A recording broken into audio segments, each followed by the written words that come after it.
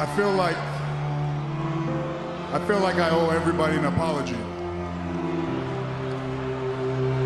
For months, maybe even a full year, I've come out here and spoke as Roman Reigns, and I said a lot of things. You know, I said that I'd be here every single week. I said I'd be a fighting champion. I said I was going to be consistent, and I said I was going to be a workhorse, but that's all lies. It's a lie because the reality is my real name is Joe, and I've been living with leukemia for 11 years. When I was 22 years old, I was diagnosed with this. And very quickly, I was able to put it in remission. When life throws a curveball at me, I am the type of man that will stand in that batter's box. I will crowd the plate, I will choke up, and I will swing for the fences every single time. Because I will beat this, and I will be back, so you will see me very, very soon.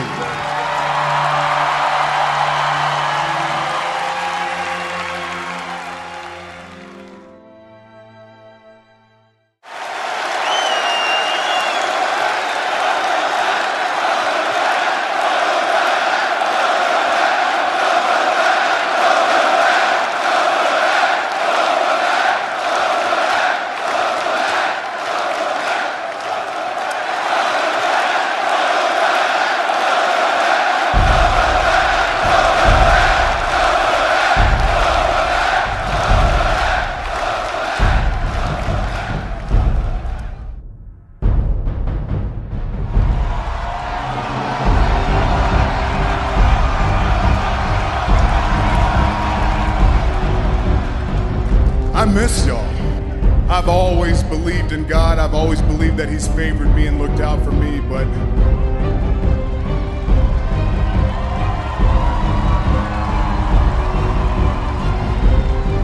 I'm not gonna lie, before my announcement in October, I was terrified, y'all. I was scared. Well, we advertised it as an update, so should we get to the update?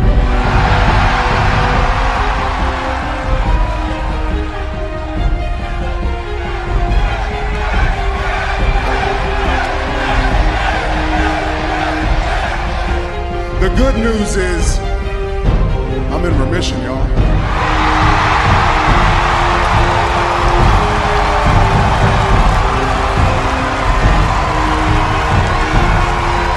The big dog is back!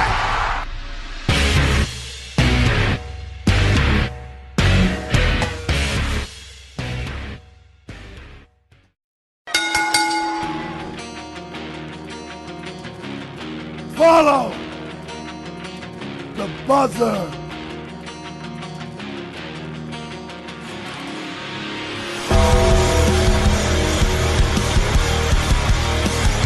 Rest in peace. Woo!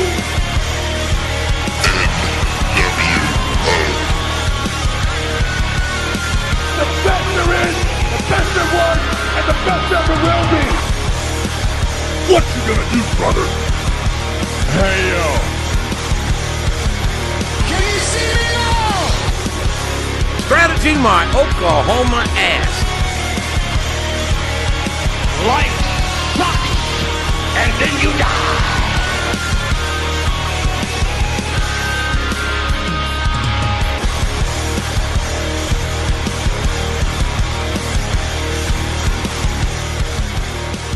Welcome back to another episode of the JM Report. I'm your host, GoodOlJM, and this is episode 48, coming to you from CSB Studios in Tampa, Florida, the birthplace of pro wrestling.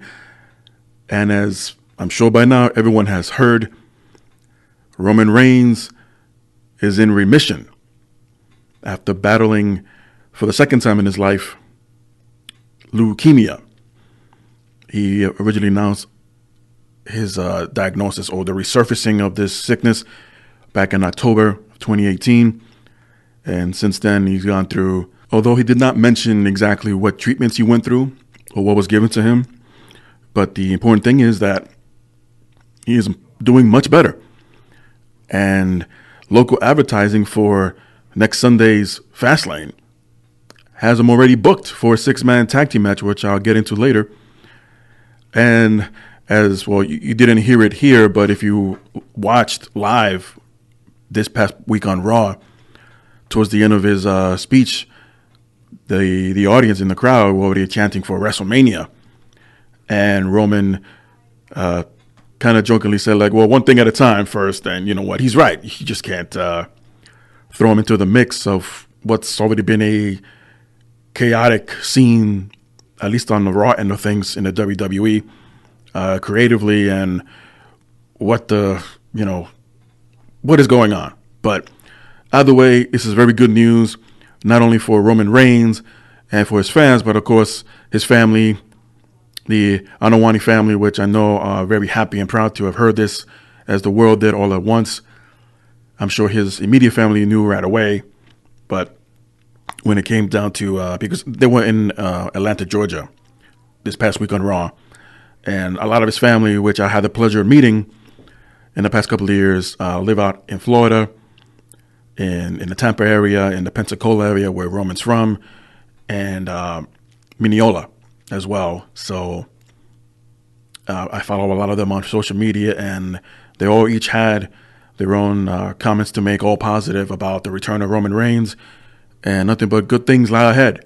So we'll see exactly, more than likely post WrestleMania, where Roman Reigns is going to fit into everything as far as his position and if and when he'll get another opportunity at the Universal title. But again, like he said, one thing at a time, and we'll get there when we get there. And who knows if even Roman will end up being on Raw post the draft, as they call it, a shakeup or whatnot. But very happy to hear that. And of course, there was a bunch of other things that took place on Raw this past Monday night. Some of it segued into Smackdown. Either way, there was a lot of craziness, let's just put it that way, as Roman Reigns, of course, opened up the show and came out to a standing ovation in Atlanta, Georgia. And I have to say, listening to WWF or WWE live shows for many years now, they did not edit out any audio where it's overwhelming boos. This was a legit standing ovation. You remember, before it was WCW, but WWE eventually would drown out the crowd. For example, when they were trying to boo Goldberg in WCW, they will crank up the audio in the arena, and just or you hear the chants of Goldberg over the boos in the arena. But thankfully, nothing like that took place. Yeah, I'm really glad they didn't do that. And Roman comes out, and it looked like he didn't miss a beat. They were chanting his name, and he got choked up even before he got to say anything. And he tried to high-five everyone around the ring. Even David Arquette, who was among the crowd, former WCW champion. And this was the reaction everyone gave to Roman. And I know a lot of people have thought this and maybe even said it out loud, but it unfortunately took the sickness from 4 months ago to give Roman his just due, not only as a performer, but as a human being. But putting that aside, it took a lot of bravery to do what he did back in October. And now he's here with an update. You could have been a heel that no one cared for, like a Baron Corbin, for example. And had it been him, maybe not exactly how they pulled it off here with Roman, but he could have announced this on Baron Corbin that day. For example, he could have announced that he's been just as sick as Roman Reigns was. And, because a heel, why should we care? But as a human being, oh my God, Corbin is sick. And I'm not sure exactly how they would have put him back into the frame of things when he will return. But I'm pretty sure he would have received a similar reaction to this had it been a heel like Corbin. But it just goes to show that, we're all human. The audience saw Roman as Joe back in October, and it was Joe coming back as Roman Reigns to let us know what was happening. And he just began pouring his heart out and opened up so publicly of a private matter. His mother was at ringside. His wife was at ringside. Even Rocky's mom, Miss Ata Anawani. I'm sorry, Ata Johnson. I've met so many Anawanis lately. And chants of welcome back. Chants of this is your yard. He's thanking the fans for the outreach, even to the haters. So that was a kind of him. And to use the WWE platform to raise awareness. And shortly after, it was promoted as an update. So what's the latest? Roman Reigns is in remission. And that he is back in the WWE. And as I mentioned, the chants chanted. What am I saying? The fans chanted WrestleMania. And as Roman responded, we'll get there when we get there and take one step at a time. And we need to, as he put it, and I kind of like this quote. I'm pretty sure it'll be up on a T-shirt somewhere. That he needs to learn how to crawl first before he can learn to walk, and learn to walk before he can learn how to run. And he thanked the fans and left the ring, only to be greeted by Seth Rollins on the way out on top of the stage. Both men shared a smile together and embraced. No Dean Ambrose, no Shield fist bump here, as that may come into play later on in the show. And of course, the other promoted event was the celebration of Ric Flair turning 70 years old. That's unbelievable. That's an accomplishment within itself. The man is still going. The man's still partying. For those who don't know or don't realize, there was a surprise party over the weekend. And a who's who of guests showed up, including Chris Jericho, including Evander Holyfield, Dennis Rodman. I believe even David Arquette made an appearance there as well, at a private gathering at a hotel room in Georgia. And Flair being Flair, he walked into the room, this giant ballroom, with his wife Fifi, and just was so overwhelmed with emotions. He broke down in front of everybody, but happy at the same time. And it was a great atmosphere. Even Triple H was there, and I guess the real celebration, because Monday was Flair's actual birthday, and it was built up for the celebration. And of course, we all speculated, what's going to happen. Or is Charlotte going to be there? Is Becky going to be there to crash the party, and so on and so forth? But we'll see, because a lot of things happened before then. As Snoop Dogg wished Ric Flair a happy birthday via Titantron, and the opening match saw Aleister Black teaming up with Ricochet, taking on once again the Raw Tag Team Champions, the Revival, as the crowd was definitely more alive here than they were a couple of weeks ago, or actually the week before, when they originally were debuting all four new members of the main roster from NXT. And yeah, Scott Dawson, on the receiving end of a black mask, got the pin from Aleister as he and Ricochet win the match. Ricochet appeared to have injured his leg a little bit, but nothing too serious. It came off a suicide dive before the match even began. But he seemed to be okay, as he performed here very well, even though he was out of the match most of the time. Matter of fact, he was out of the match the entire time.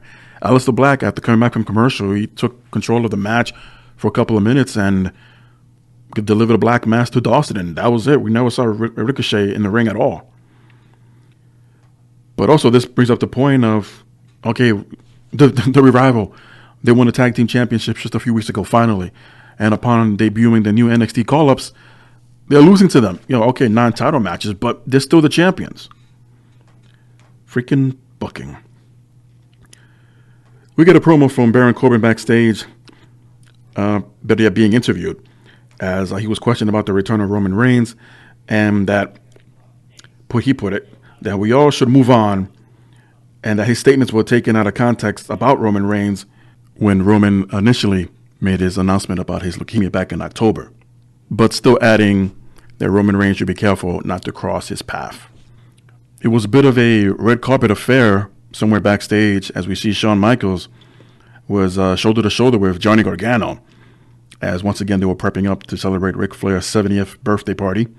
Back in the ring, Elias was trying to perform a concert, but only to be interrupted by Lacey Evans, who walks to the end of the rampway, turns around and leaves. Well, thanks for coming, Lacey. Elias tries once again to perform another concert, only this time to be interrupted by Dean Ambrose, asking for a rematch versus Drew McIntyre in a no disqualification match. Elias takes exception to this and tries to hit Ambrose with a guitar, only to miss, and Ambrose delivered dirty deeds and leaves the ring. Of course, this was after Ambrose offered to perform a duet with Elias, but chaos ensued instead. This segued into our next match, a tag team women's match as the Riot Squad took on Ronda Rousey and Natalya. We get a split screen and see Ricky the Dragon Steamboat arrive on the red carpet, but towards the end of the match, we see coming through the crowd Becky Lynch as expected, and once she got into the ringside area, Natalya tried to prevent her from interfering in the match or getting involved. This, of course, prompted Becky to swing away and knocking down Natalya as the referee called for the DQ. Ronda Rousey tried to get to Becky Lynch, but of course Becky was still on with the crutches. This brought out a lot of referees and agents keeping the two apart, and eventually Becky was arrested, quote unquote, and led to the outside of the arena, never to be seen or heard from again for now. But this upset Ronda as she got into the ring, grabbed the microphone, and demanded an audience from Vince McMahon, who did not appear. Instead, we get Stephanie. And Ronda pleaded to Stephanie to lift the suspension and to make the match at WrestleMania happen. And Stephanie basically said, no, you're not getting your idea, which is kind of weird. But then again, coming from this company, do you expect anything less? As Ronda on and on insisted, even making an example or using an example of Stephanie's daughters to reconsider that what would they think taking something away like this, not only from her, but, what if this was them? And Stephanie looked like she was contemplating something in her head, but again, she just said no. Ronda didn't want a hand-picked opponent for her as the challenger while defending her title. Becky earned it by winning the Royal Rumble despite how she got in, but she won anyway. And that she's a fighting champion and every day tries to prove it, regardless of the doubters and the haters. So unless they were going to give in to Ronda's demands, it seemed like Ronda relinquished or surrendered the Raw Women's title as she placed it on the ground by Stephanie's feet and walked away. So, is Ronda still the Raw Women's Champion? Well, officially, yes. But we're expecting something to go down this Monday night on Raw as regards to the Women's Championship, as things seem to be more interesting because, as I mentioned so many times here on my show, we've had 2 months.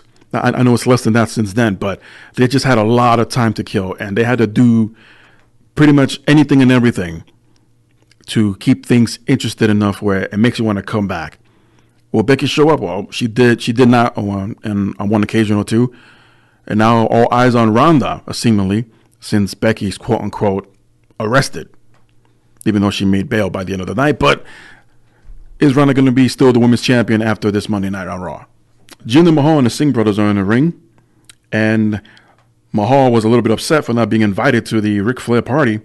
So instead issues a challenge to anyone that was invited to the party. And to everyone's surprise, it was Kurt Angle answering the challenge and winning via ankle lock and just German suplexing the hell out of the other two Singh brothers. Just, keep the crowd happy. And this literally segues into a Moment with Bliss talk show with, of course, Alexa Bliss. And this is kind of hilarious. As they segue and they got the boom camera focusing on Alexa Bliss that's set up on the stage. You literally see on the foreground Jinder Mahal and the Singh brothers trying to run out of Dodge because they realize it's a segue, and the cameras caught them. I thought that was pretty funny. But Alexa Bliss's guest this time was Intercontinental Champion Finn Balor. Before they got into the interview itself, Alexa Bliss bid a farewell to Ronda and basically nominated herself as a replacement as Raw Women's Champion, or to at least take Ronda's place at Mania to become the new Women's Champion on Raw. As once again, this show doesn't get past a minute as Lio Rush interrupts and confronts Balor, once again letting him know that he does not deserve to be the champion. Instead, it should be Bobby Lashley. And Finn did something very creative here where he basically used Lio Rush's own words against him, insinuating that Lio Rush was better than Lashley and that he was the one that deserved a title shot. Lio, of course, denies this, and you're twisting my words around. Balor comes back and says, well, that's a good idea. How about we have our championship match right here, right now? Lio, who was already in wrestling gear, said that, well, if I'm going to do this, I have to go backstage and get ready. Instead of Alexa Bliss, oh yeah, she's still there, says, no, better yet, your match starts now. So apparently Alexa Bliss, Fit Finlay at the Royal Rumble, has booking powers now. And we have an impromptu Intercontinental Championship match between Lio Rush and Finn Balor. We see the arrival of Sting backstage on the red carpet. Haven't seen Sting pretty much since the Hall of Fame on WWE TV, and probably before that, the unfortunate night at the pay-per-view against Seth Rollins for the WWE title, Night of Champions, which eventually led to Sting announcing his retirement. But good to know he's still with the company, and he looked really great here. He was not in Sting makeup or anything. It was Steve Borton and sunglasses. But back to the match that literally just got started after that introduction. Rush will work the leg on Balor throughout, but Balor will overcome the odds and will retain the title after the coup de grace. And Finn Balor is still your Intercontinental Champion. We go backstage and see Tucker of Heavy Machinery, and he runs into the Ascension as they made fun of Otis, of his appearance, how big he is, and how much food he eats. And all of a sudden, Otis steps into frame, and Tucker repeated everything that the Ascension said, and Otis did not take kindly to this, and I believe shoulder tackled or shoves the Ascension back into these anvil crates that were right behind him.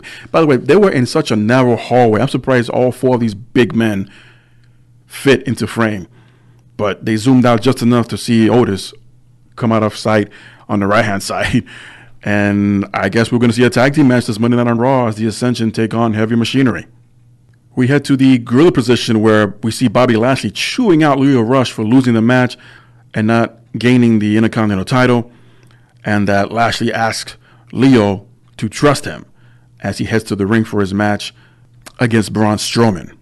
Not much of anything here, as once Strowman got into the ring, Lashley attacked him from behind, and a brawl ensued. It led to the outside of the ring, and they got back into the ring. And by this point, the referee disappeared. So you can't even call this a no contest. The match never started. Hell, there was never a bell that rang. And that was it, as we segue backstage to Seth Rollins being interviewed and sharing, like the rest of the world, his happiness towards the remission of Roman Reigns, and that they will celebrate later on, as they always did as members of the Shield. We see a limousine pulled up, and out comes Fifi, followed by Ric Flair as the birthday boy finally arrives to the arena, getting ready to celebrate in his birthday party. Back from commercial, we see Dean Ambrose gotten his wish as he has his no DQ match versus Drew McIntyre. No surprise here, really, as Elias interfered in the match, hitting Ambrose with a guitar, and would throw Dean back into the ring as all that took place outside. And McIntyre delivered a Claymore kick for the win. But this was far from over as Lashley and Baron Corbin came down, and all 4 men started stomping on Dean Ambrose.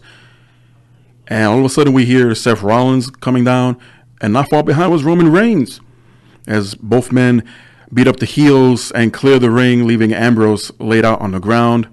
Reigns and Rollins would leave, heading up the rampway, only to stop on the stage and turn around and give a quite particular look back at Ambrose.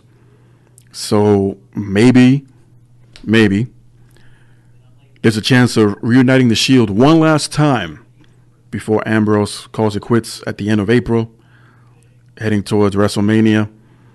And I can't think of a better send-off. You got Roman Reigns back. Maybe not full-time capacity just yet. Like you said, one step at a time. But Ambrose is still heading out the door in a few weeks. So I think one last go at it the right way, and whichever creative way they come up with to say goodbye, I think it will suit Ambrose. And either way, we'll see how it goes. But if that's the case, then all three men would have to stay on the same brand during the draft. So again, there's a lot of what ifs going on here. We see the women's tag team champions of Bayley and Sasha Banks taking on Tamina and Nia Jax. Bit of a short match as Bayley hits the Macho Man elbow drop and pins Nia Jax for the win. By the way, the titles were not on the line here. And in the background, we see the roster, the Raw roster that is, starting to fill up the stage as we're getting ready to celebrate Ric Flair's birthday. And we come back from commercial, we see the balloons and a huge cake and a tarp, which later was revealed to be a brand new, custom-made WCW World Championship belt. And the side plates seemed, it was hard to make out, but a lot of people were agreeing that it seemed to be the names and the dates of all 16 championships that Ric Flair won and who he won them from on the side plates. I thought that was a nice touch. I'm not sure how custom this belt was made because the front plate is so flat. And I remember a friend of mine who purchased the replica WCW World title back in the day told me how much more of a back supporter the flat front plate is, and rarely wore it around his waist and was always over the shoulder. And that's what it looked like to me, you know, dealing with people selling wrestling merchandise, and a lot of us complain, like, why is the front plate so flat? Eventually they curved it enough on the replica belts and it looks so much better now, but why I did not use it here is beyond me. But party's underway. We get a few introductions to Ricky the Dragon Steamboat, Shawn Michaels, who seemed to let his hair grow out again, of course Sting, and of course the rest of the rosters were on stage. No one ever came to ringside. It's funny to see Titus O'Neil once again amongst the crowd and didn't try to stop Triple H from letting Stephanie McMahon go first to the ring, but I guess he knew better. And then there was the big moment to introduce the birthday boy, Ric Flair. You hear a lot of wooing. No Charlotte Flair, interesting enough, and no Becky Lynch either because, you know, she was arrested. So we're waiting on Ric Flair, anticipating, and after a few moments, everybody realizing, where is Flair? All of a sudden, we cut backstage and we see in the background a man dragging another cameraman. And then that cameraman thought, oh yeah, maybe I should turn mine on to show what's going on here. And it turned out to be Batista, who returned and tells the cameraman not to move, to stay right there. And he barges into Ric Flair's dressing room. He slams the door. You hear some commotion. I think Fifi was in there as well, but why he didn't scream is beyond me. But the door flies open, and we see Batista dragging out Ric Flair's seemingly lifeless body. And he's in agony. He's in pain. He just drops him on the ground. Batista looks up. He sounded he was out of breath and looked at the camera, telling Hunter Hearst Helmsley, or Triple H, if he has his attention now. So for the past couple of weeks, I've been mentioning that Batista's been pretty much in the middle, whether or not he'll sign with AEW, as there was interest there, or whether or not he'll return to the WWE. But ever since Triple H was injured during one of the Parts Unknown events in a tag team match with the returning Shawn Michaels, as he tore his pectoral muscle, there was doubt. But looks like Triple H seems to have Wolverine healing powers, and looks like the match is a possibility now to have WrestleMania go down as Batista taking on Triple H. It's yet to be announced. It's all but confirmed from WWE, as Batista is expected to show up again on Raw this coming week. And of course, there will be a reaction from Triple H, as we now know what his one match of the year this time around will be. However, there are some still speculations as to what will happen after WrestleMania. Will Batista stick around? He still has movie projects in the books. We tried this before back in 2014, I believe, where he was going to try to balance out both careers. But seemingly because of the reaction from Triple H and Stephanie, that they doubted the success of the first Guardians of the Galaxy movie, and not to mention this follow-up, how much money it made. This coming from a guy who all of his movies basically went straight to DVD. So who would you want to trust in that equation? But anyway, cooler heads prevailed, and it looks like they have a deal in play. No word as to the exact contract status, how many dates, how long we're looking at here. Is this another attempt of balancing both careers in Batista's case? But time will tell. Either way, I am super excited to see this. It doesn't matter if Batista's the heel here. I think he's always worked better as a heel, and it's great to see him. It really is. I just hope he didn't miss too much in-ring workouts. I know he's been training with the Gracie's MMA training camp out here in Tampa. Of course, he's always stayed in great physical shape, but in the wrestling ring, that type of cardio, that type of physical shape to be is so different. I mean, you could run a marathon every week for 4 or 5 hours on end, but step into the ring for 10 minutes, it's exhausting. It's a much smaller platform in comparison to working 20 by 20 feet to be exact. And it's just different. I know firsthand how different it is from playing basketball, football, baseball. You step in the ring, it is just so different. And I'm not going to beat that horse into the ground. But Batista versus Triple H is on the horizon for WrestleMania, and I can't wait. We get Smackdown opening with the contract signing between Kofi Kingston and Daniel Bryan for the WWE title at Fastlane, as Shane McMahon and Stephanie were overseeing the ceremonies, if you will. Of course, Rowan was with Daniel Bryan, and the other two members of the New Day were with Kofi Kingston. And just as Kofi was about to sign the contract, we hear Vince McMahon's theme song. So he'll come out for Kofi, but not for Ronda Rousey the night before. Anywho, basically McMahon, I don't know what he was trying to do here other than being a Debbie Downer, but he basically replaced Kofi Kingston, taking him out of the Fastlane main event, and he wanted to put on a better show because he didn't see Kingston as worthy enough, but he did have a replacement in mind and was there in person, and it was the return of Kevin Owens. Kevin Owens was slided into the WWE Championship match, so we're going to ignore the fact that Lashley beat the crap out of him, which required, kayfabe, which required a double knee surgery while he was gone. But we have it. Owens stepped into the ring. As you can imagine, Kofi was very upset, and Big E and Xavier Woods were venting. They were just screaming at the top of their lungs how unjustified this was. Stephanie and Shane once again look all confused like a deer in headlights after their father makes an announcement like this. Bryan was basically emotionless. It was almost as if he didn't care. And Owen steps into the ring, sits on Kofi's chair, signs the contract, and Daniel Bryan signed soon after. So our match now at Fastlane, the main event for the WWE title, Kevin Owens versus Daniel Bryan.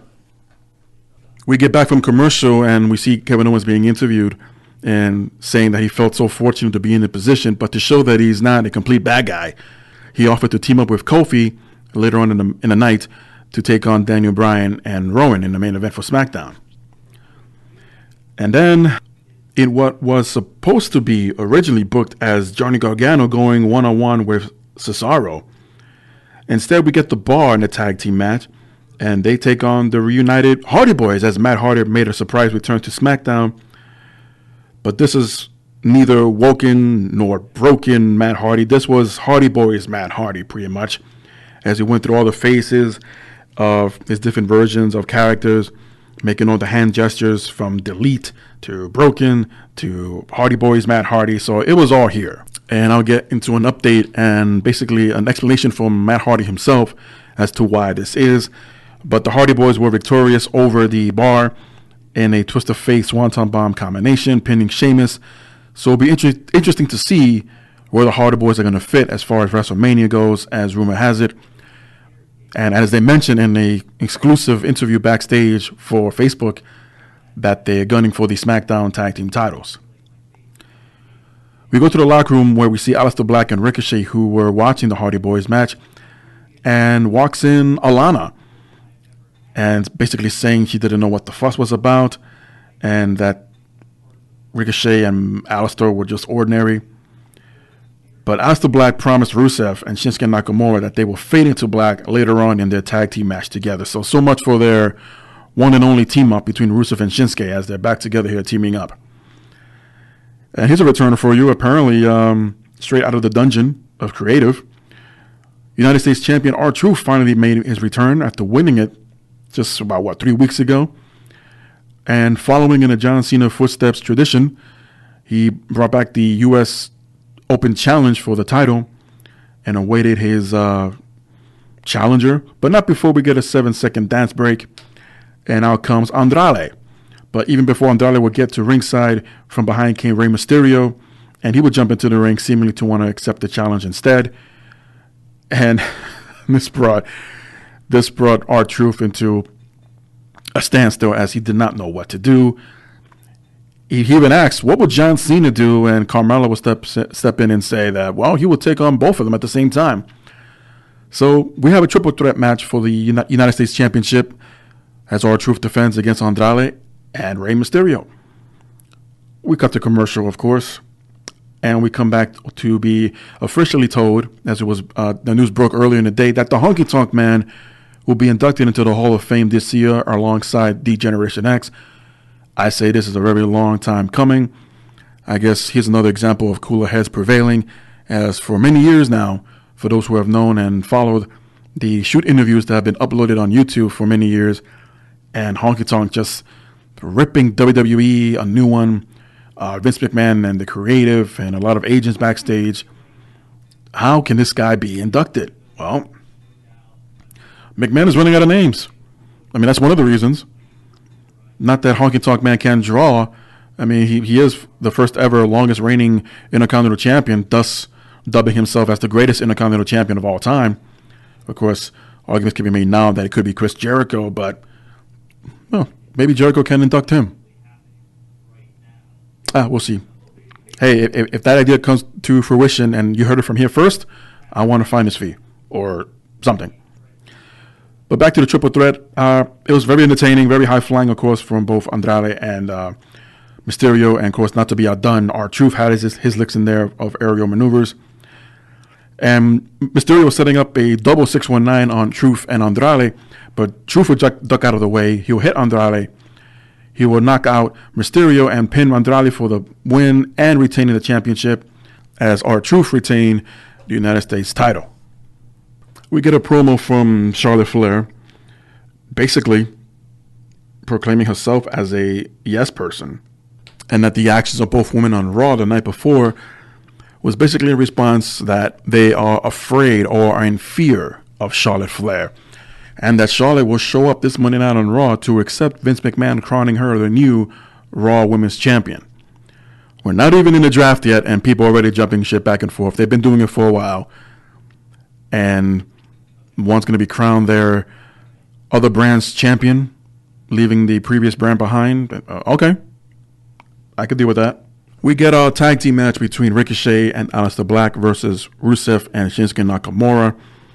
So many potential dream matches in this one, especially Aleister Black and Shinsuke, who they have together had a lot of ring time.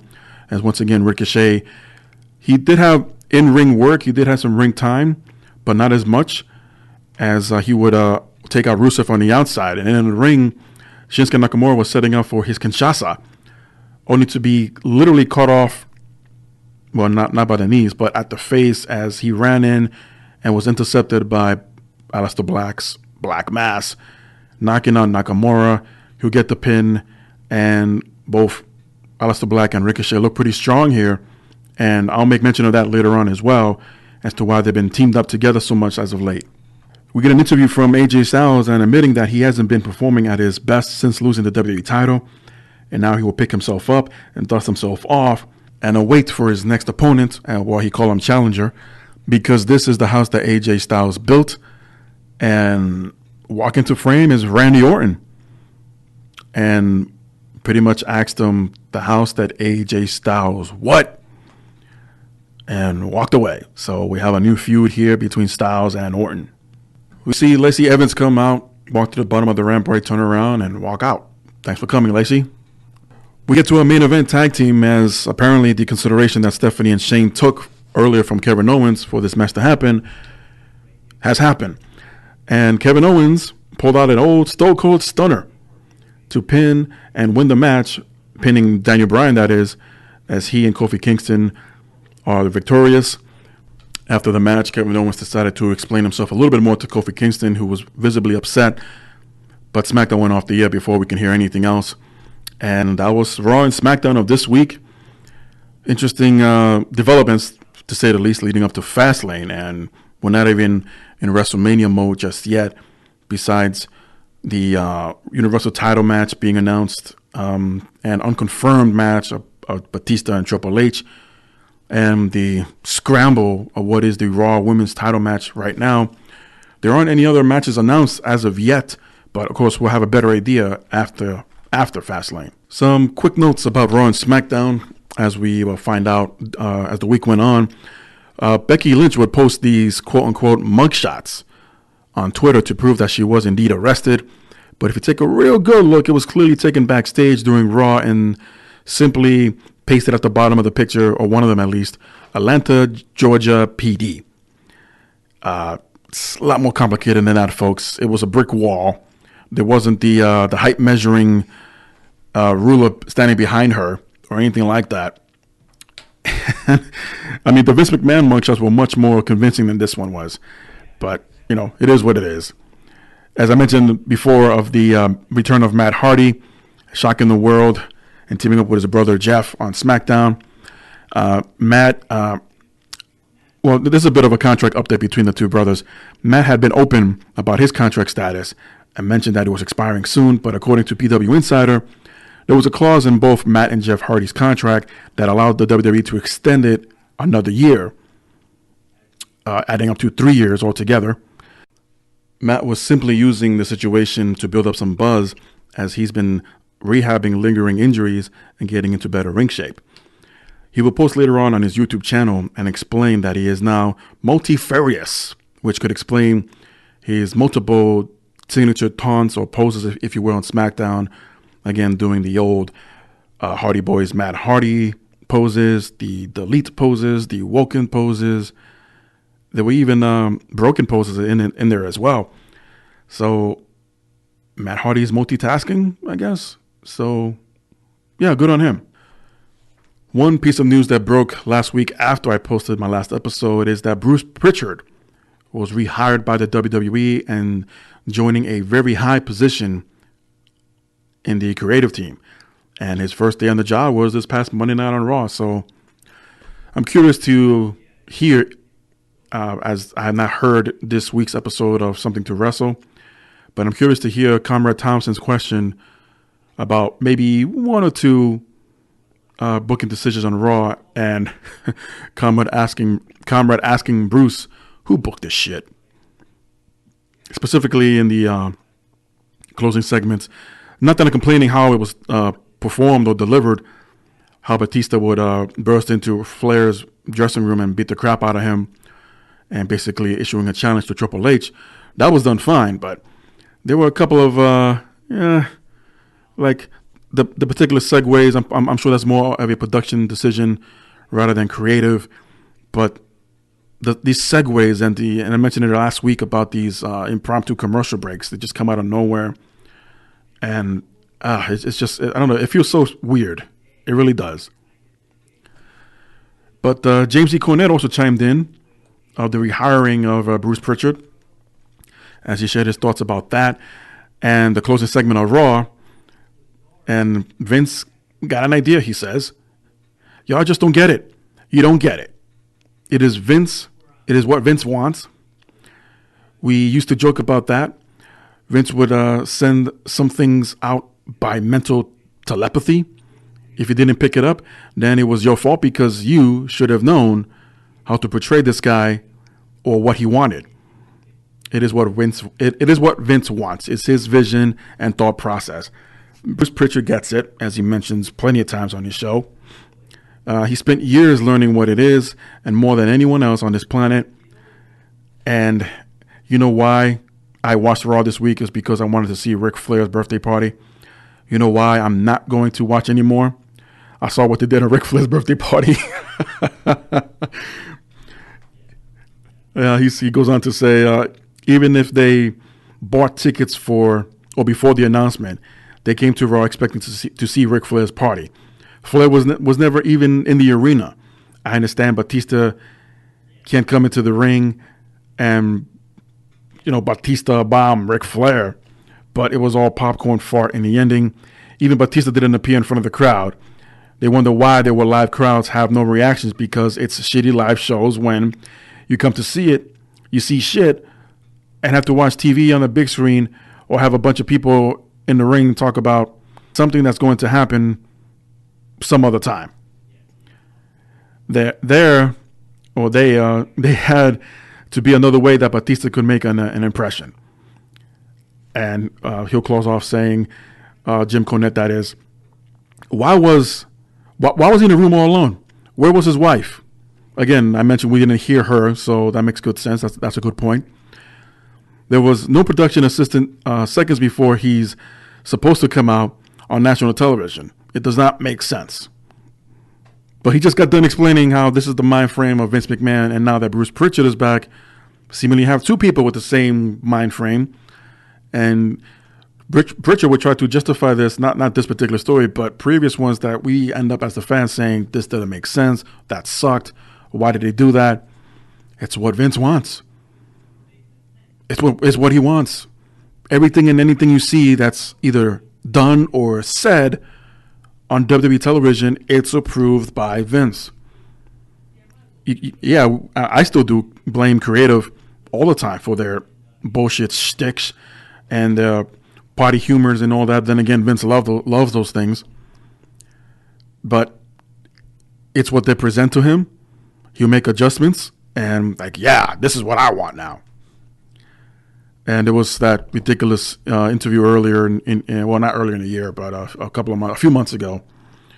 And it was just about basically making Vince happy and not worrying about what the audience is going to think or what they feel about this. It's all about Vince. So you're being paid by the same guy to make him happy. Anyway, just curious to see and hear what Pritchard's response is to all of this. Maybe not so much James Cornette comments here, but the fact that he's back with the WWE. What's the future hold for Something to Wrestle With podcast? And Comrade Thompson, if I can chime in a little bit with my 5 cents worth of opinion, depending on the contract that Pritchard signed, hopefully has nothing to do with his podcast on the side, even though he may be on the road full time again, or maybe he'll work from home this time. As he mentioned that he would have loved to have done that in the last few years of his career and his last run with the WWE. But who knows? But if we end up having over the phone conversations between Comrade Thompson and Bruce Pritchard moving forward with Something to Wrestle With, then there's your answer. Speaking of Batista, he had an interview with the Tampa Bay Times, and he chimed in on his acting career and his run with the WWE. This was done before his return to Raw, obviously, and he did not mention anything about being stuck in the middle, literally between two companies, that being AEW and the WWE. And I missed the reporter's name, but basically he spent some time over at Batista's home in Tampa, Florida, and they conducted his interview. Nothing much new was mentioned here. We've heard about his fines and how much he paid for it, the PG era, how much he hated it. But a couple of insights that blew up a little bit on social media during the week, but this is where it started from. And basically, in the interview, he hated being compared to The Rock and Jane between The Rock and John Cena when it came to their Hollywood careers. He says The Rock was, in a way, a movie star before he was even a movie star. There is something about him that's really special. I never take that away from him, Batista says. Would I consider him a great actor? Fuck no, he says, Batista. I want good roles. I don't care about the Fast and the Furious or Bumblebee. So he basically took shots at Rock and John Cena there. He goes on to say, that's not the kind of stardom I want. I want to be in Dune, which is being remade as we speak. I want to work with Sam Mendes and Jodie Foster. I want to work with Academy Award winners. I'm proud to be the character actor that I am. I want that respect and credibility and education. So with that said, over at MovieWeb on Twitter, posted a post, obviously, but more specifically pointing out the fact that taking up Batista's words out of context and basically saying that Batista body slams The Rock and his acting skills, which I thought was ridiculous. But Batista saw this because he was tagged along with Dwayne Johnson, saying, retweeting this because although the headline is a bit misleading, I really appreciate them pointing out that I was not bashing anyone. I am not a disrespectful person. I speak from the heart, and sometimes it comes across harsh. I stand by the interview with Tampa Bay Times. And you know what? No matter what, Big Dave is expected back to be on Raw this coming week. And he's always been this open. I'm sure Vince, or at least someone in the higher-ups in WWE, are aware of this. So whatever you got scripted for him, I'm sure he will have his opinion about it and will make a change or two in it just to make it sound more believable. And that's what Batista is about, to make it believable and real as possible in the kayfabe world that kayfabe doesn't really exist anymore. And you know what? I like that. This is what I always loved about Dave Batista, and I've yet to meet the man, but you know what? If ever given the opportunity, I'll be sure to let him know. In other news, Sunny, remember her? Yeah. She was arrested last Saturday in New Jersey and is still currently incarcerated in the Monmouth County Corrections in Freehold, New Jersey. She was pulled over at 6:30 p.m. Saturday, February 23rd, and was arrested due to intoxication. This is her sixth known arrest for an offense of this nature and her third in New Jersey. You would think, why you be hanging around in Jersey to begin with, knowing you've been arrested that many times. She was also given a summons due to her possession of an open alcohol container in a motor vehicle, as well as one for failing to stop at a stop sign. The police report goes on to say that the Seaside Heights Police Department released Tammy Lynn Cinch, that is, into the custody of Homedale Police Department as a result of the outstanding traffic warrants in the area in her name. The total sum came out to $1,500 and $1,000 respectively in each county.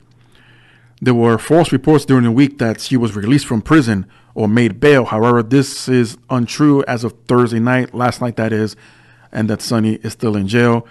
I find this very interesting, not only because of what happened, but also next week, Sunny is scheduled to make a few appearances in the tri-state area, in a few meet and greets that I am actually attending one of them in New York next Saturday, the big event, as I would have been part, or at least assisted in some way, at the vendor table that would have Sunny as the guest. So I did not reach out to the man in charge of that, as I'm assuming things are being worked out or it's going to be canceled altogether. I do not know. But as of right now, I'm not aware of any changes, and Sunny is still being advertised for the big event as I speak.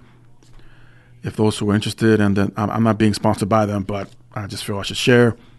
If you head over to bigeventny.com, you'll find out more information.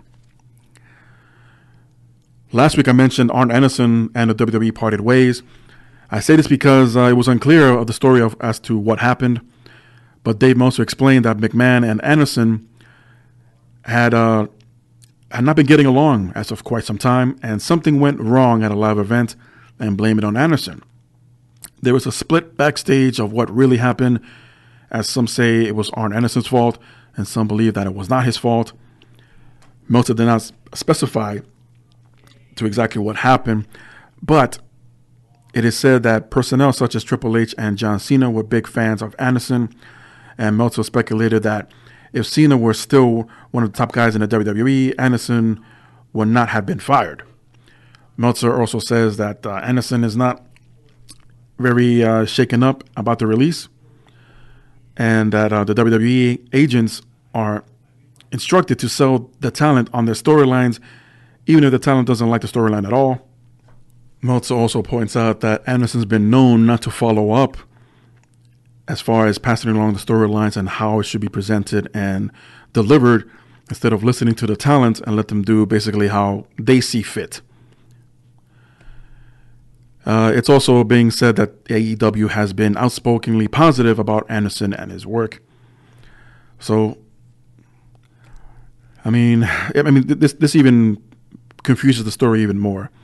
But the point is, Arn Anderson is no longer with the WWE after about 18 years, almost 20 years with the company, and it's really sad. He was one of the best. I know a lot of the talent looked up to him. They looked for him for advice as far as approaching certain key angles in their storylines. And me personally, I would have loved that open relationship and say, hey, if it's Anderson coming up to me and say, hey, this is what creator wants you to do, this is what Vince said. Okay, I get that, Mr. Anderson, but how about if I do it this way, or if instead of saying it like that, I say it this way. I'm basically delivering the same message, but I'm using different words, because my character doesn't sound that intelligent, or my character won't talk like that. It's all the little details. It really is. And if that is to believe about Anderson just letting the talent chime in on their thoughts, and it ends up being on television and Vince gets pissed about it, I say maybe more agents should be like this. Okay, well, here's the final script, but we're going to finalize the final script and see about how we can get this across on television or on pay-per-view. But hopefully the real story would eventually get out as to what happened to Arn Anderson, but there has to be some kind of, maybe not necessarily no compete clause, but maybe like some sort of gag order from WWE that Anderson will not be allowed to speak about this for the next 30 to 90 days. But who knows? I'm sure Anderson is at home right now. Ironically, a week before the Ric Flair party. But like Jim Cornette said, Flair never made it into the arena itself. So what's the point? But it wouldn't surprise me with the inclusion of Bruce Pritchard that there was some changes at the last minute made. Moving on. Rikishi talked to TV Insider about his sons, the Usos, saying that Jonathan and Joshua Fatu, they are pretty much well secure there in the WWE. I taught my kids everything that they need to know about the industry, but I think they have nothing else to prove in the WWE. My thing is, I'm always concerned about my kids and their bodies holding up in the industry. We don't have time off. They run 365 days a year and gone all the time and performing every night. I'm kind of leaning for them to go to Hollywood. I kind of see a Samoan Dynasty reality show on CBS. I think somewhere down the line, which would be very interesting. How scripted that would be, I don't know. But something tells me that Rikishi would be fine if the Usos will leave the WWE anytime soon. Maybe, yeah. At this point, it's pretty much safe to say that anyone that we hear that they've been released, like last week after I uploaded my previous episode, come to find out that TJP, Hideo Itami, and Ty Dillinger were all released. They were all granted their release after asking for them. And they have their no-compete clauses in play for about 90 days. And AEW, I'm sure, are looking at least two of them.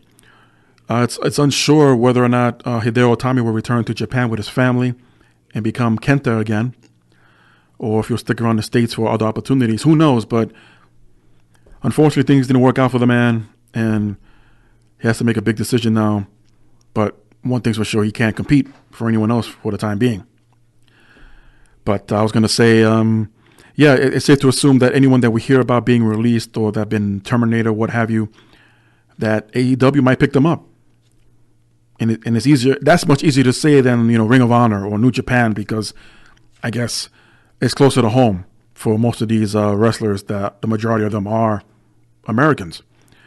So Japan is still on the table. So is companies out in Mexico in Europe, in the Caribbean. So there are other options. But I guess because it's so intriguing and interesting how AEW is getting their stuff together, and the fact that they have a billionaire backing them up, well, like Batista had a couple of weeks ago, let me hear them out. Ultimately, it's siding with WWE and Vince McMahon, but we could still have meetings. You could still have conversations. Nothing wrong with that. Nothing illegal about that. There are a few injuries to report here, as Drew McIntyre looked to have suffered a knee injury during a house show last week in Mississippi. I believe it was in Aleppo, Mississippi. Although the match had to end early, but McIntyre is believed to be okay. And of course, we saw him this past Monday night on Raw, and compared to his previous matches, and you knew something was up when it was declared a no DQ match. And McIntyre seemed to be limited at best, thus the interference from Elias. So it kind of adds up. Not that McIntyre is fully injured, but definitely trying to protect him a little bit to not to add more or aggravate the injury of whatever it is to his knees. Mark Andrews and Noam Dar, during an NXT UK taping, suffered injury as Andrews was knocked out in a match, and although there was no concerns of concussions, he is believed to be fine as well. However, Noam Dar unfortunately looked to suffered a very bad injury during his match. He was examined by doctors in the U.S. when he returned, but still no diagnosis has been released. Also, an injury that caused Raw to be rewritten this week, and SmackDown for that matter. Tommaso Ciampa is dealing with a neck injury. The severity of the injury is currently unknown, and the current plan is for Ciampa to compete at the next NXT TakeOver in New York, and then to be re-evaluated afterwards. PW Insider has more information on the ordeal, as Ciampa has been dealing with this neck injury for the past 5 weeks, and he was deemed not to be able to compete medically this week. And according to their report, all options are on the table as to what the WWE will be going to do moving forward with Ciampa, and the situation is still in flux. And the injury also caused Raw to be partially rewritten, as Gargano and Ciampa were set to compete in a fatal 4-way tag team match, which was later changed to Aleister Black defeating the Revival. Here's some exciting news, at least for me and my local Floridians. PW Insider, along with some other local news media outlets out here, have been reporting that it seems to be a very good chance that the WWE will be heading back to Florida in 2020 for WrestleMania to be held at Raymond James Stadium, the home of the Tampa Bay Buccaneers. And this will mark the 4th time in 12 years that WrestleMania was held or will be held in Florida. There's some kind of press conference scheduled to be taking place next Thursday, March 7th. I'm trying to find as much detail as possible, so maybe I can attend to get more information about it. But chances are it will probably be broadcast live on social media, and more than likely be the announcement of WrestleMania coming to Raymond James Stadium. PW Insider brought up an update of the Colt Cabana versus CM Punk lawsuit, alleging that Phil Brooks owes Cabana money for his lawyer fees in the case against the WWE physician Chris Amann. The latest is that Punk has filed a follow-up to dismiss Cabana's amended lawsuit on February 14th. Punk's legal team said that Cabana failed to address the terminal deficiencies in his admitted lawsuit, and that is his responsibility, and didn't have any argument to it. A judge will decide whether or not the case will be dismissed or not on March 15th. The Dusty Rhodes Classic returns this year, and the brackets have been revealed. As this week on NXT, we saw the reunited DIY and are back together and are setting their sights for the NXT Tag Team Championships. But here's the full lineup of the first round of the Dusty Rhodes Classic, as the winners are expected to receive the NXT Tag Team Championship match. Mustache Mountain will take on the Street Profits. Oni Lorcan and Danny Burch will take on the Forgotten Sons. Aleister Black and Ricochet, and this is why they've been teaming up so much on Raw and SmackDown, will take on Fabian and Marcel. And in the final match of the first round, which I think will be one of the show stealers, DIY will take on Undisputed Era. And once again, the winners of this tournament will take on the NXT Tag Team Champions. Speaking of tag teams of NXT, the WWE Women's Tag Team Champions Bayley and Sasha Banks made their surprise appearance on NXT this week and reminded that the titles will be defended on Raw, SmackDown, and NXT, and gave fair warning to the women's NXT roster and possibly having a title defense at New York or NXT TakeOver New York. So, might be a good thing, bad thing to be the women's tag team champions right now. Assumingly playing double duty here, Bayley and Sasha. I mean, right now they don't have, obviously, a match set for WrestleMania, but if this is to be believed, and I'm sure it is, they literally will be defending their tag team titles at TakeOver New York and the next day at WrestleMania if they retain at TakeOver, or they drop the titles there, which would definitely spice things up a bit, and that the WWE Women's Tag Team titles will be on NXT, but whoever they are, they would have to hop around Raw, SmackDown, and NXT. So either way, this is what the original undisputed WWE title was supposed to be doing. Didn't last long, but here we are in the beginning phases of this new championship. And you know what? I'm digging it. But if I were to take a guess, the new champions will be crowned on an NXT show or a takeover or a tape show or what have you. But I just got that feeling. But I don't think it'll be this soon. But either way, it'll be very interesting if there will be new women's tag team champions on NXT. Madison Rayne, who recently competed in the last incarnation of the Mae Young Classic, has reportedly left Ring of Honor. According to PW Insider, Rayne has received a contractual release from the company. Rayne has been with the company, or signed with the company, I should say, back in September 2018. It was noted that multiple sources have confirmed the move, and a general unhappiness with the creative direction was cited as a reason for the departure. The decision was made, and Rayne can now work anywhere that she likes to go to. However, Madison Rayne has yet to make a comment of this publicly, and, well, I'm pretty sure the door was left open for her to return to NXT or the WWE, but I'm pretty sure she would like to feel around as well. As I mentioned earlier about AEW seeming to be the easiest, not easiest to negotiate with, don't get me wrong, but I'm saying easiest to basically talk to first because it's closer to home. And eventually, once AEW starts expanding and growing bigger, it would eventually do their tours around the world, but one step at a time. And if it comes down to money, maybe Japan is the place to go for her. AAA has been doing really well. Lucha Underground is all but done, unfortunately, so that's nowhere to go. But curious to see where she ends up. Starrcast applied for the trademark term Dead Man Talking back on February 14th, as The Undertaker will be appearing at Starrcast 2 this May in Las Vegas, and it's apparent that this trademark request is related to The Undertaker in some capacity. It is interesting to note that the filing for the trademark refers to podcasts. It's also very interesting and very possible that the filing is simply the title for a planned Undertaker appearance, as that event has programming on stage with different wrestling personalities appearing for discussions. Meaning, Starrcast already has a stage set up for multiple personalities to appear and have individual and separate interviews, one after another. And when the segment of Dead Man Talking begins, everyone is expecting to see The Undertaker. The official description of the filing notes the Dead Man Talking is for goods and services. So, obviously, Comrade Thompson has a lot to do with this, and I say that in a good way. You know, I like the man. Never met him, but I like the man. And speaking of The Undertaker, he was a special guest with Pastor Ed Young called Out of Character, where he goes in depth about his life and career. As far as his wrestling career goes, there wasn't anything new that he shared that we haven't heard before, from the phone call of Vince McMahon asking, "Is this The Undertaker?"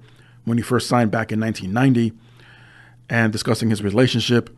However, what was considered the highlight was that The Undertaker nearly broke down when he began speaking about his wife, Michelle McCool, and how she was not interested in meeting him or Kane when she first saw them in their Demon outfit gear when McCool was still working backstage with WWE and way before she became a wrestler.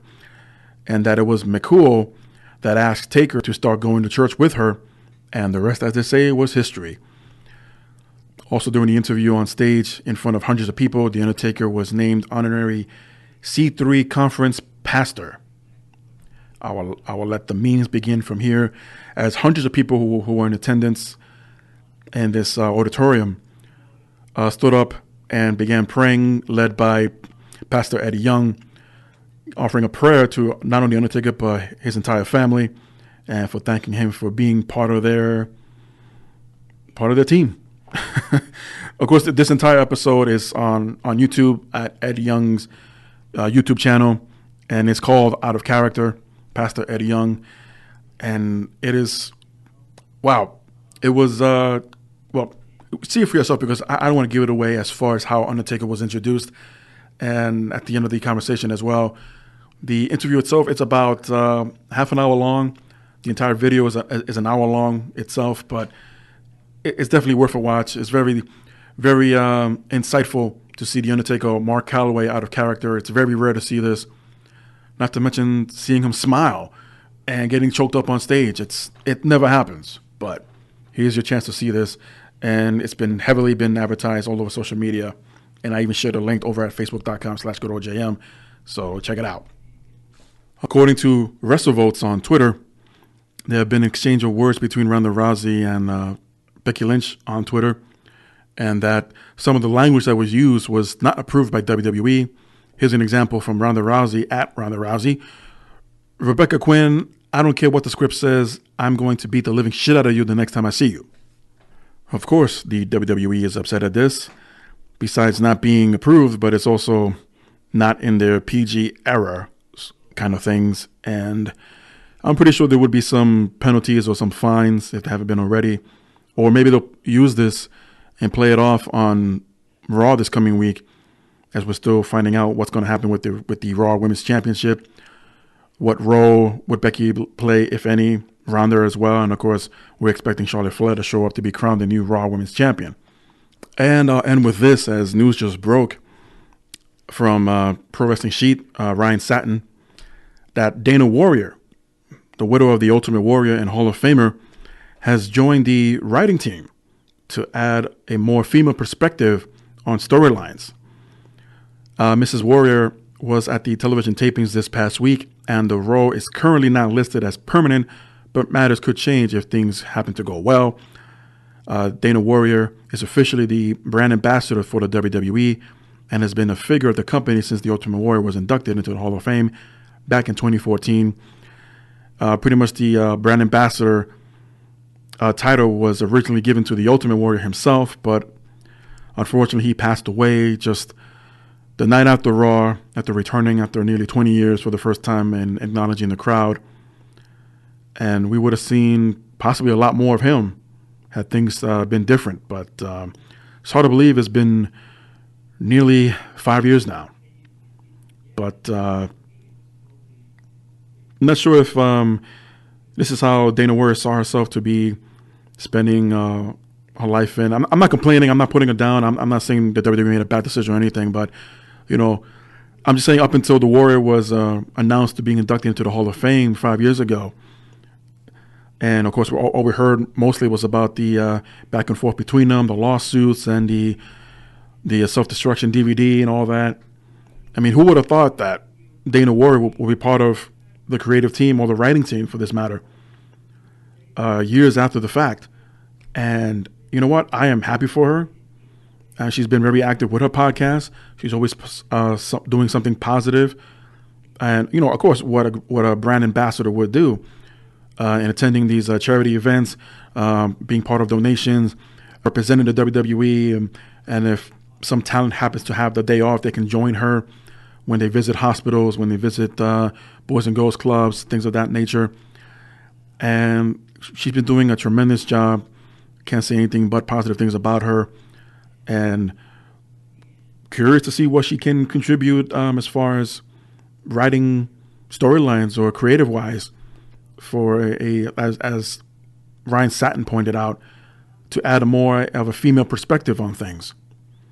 And I always thought that there should have been a separate writing team for the women's roster specifically, because if the room currently is full of men, I really doubt they're gonna have any kind of insight to what exactly would a woman think, or do, or respond, or react to certain situations or actions towards them, or against them, or against anybody else. But I say it's about time. This should happen a long time ago. Maybe they could have had in mind previous former women's talent in the ring. Just to throw names out there, maybe a Victoria, maybe a Lita, Molly Holly, or Ivory. Women that actually been in the ring and give their perspective.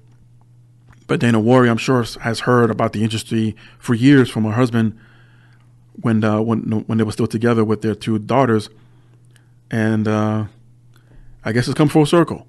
So when I get back home, that is, I'm going to try to listen out to her words and to hear from her to confirm this. But it pretty much is. And moving forward with the women's roster, we're going to see how things do change up, and hopefully for the better.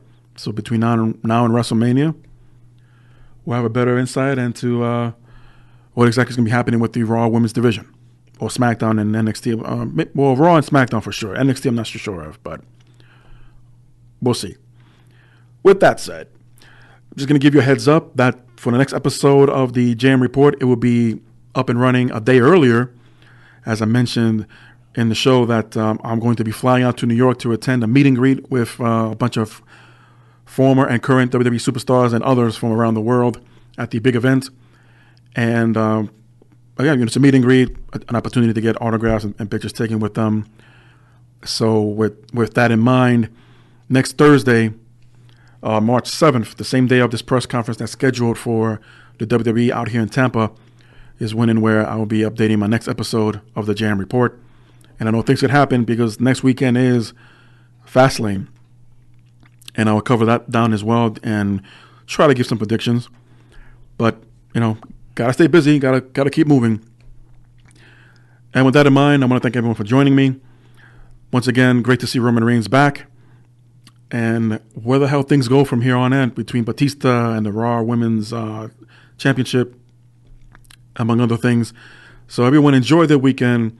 And until next time, everyone be safe and be good. It's good old JM.